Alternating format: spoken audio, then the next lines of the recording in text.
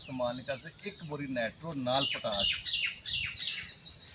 वो फसल नूं तुसीं अगर करना ना बिल्कुल नवां, एक बोरी नाइट्रो नाल पोटाश है ना ये इस्तेमाल कराओगे और तुहानूं फिर नहीं पता लगेगा कि फसल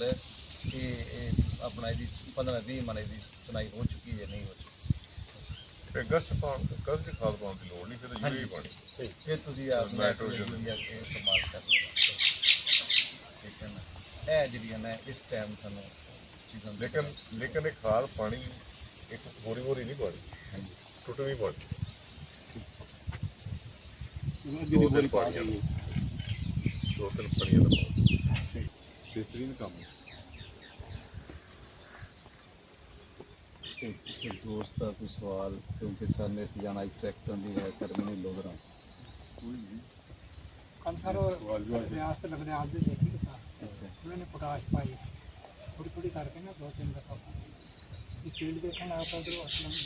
आए अपना शेख असलम स्प्रे वो भी देखने लग गया फौरी स्प्रे कर और मैग्नीशियम सल्फेट का सलीम ਜਿਹਨੇ ਕਰਵਾਇਆ ਸੀ ਮਿਕਸਚਰ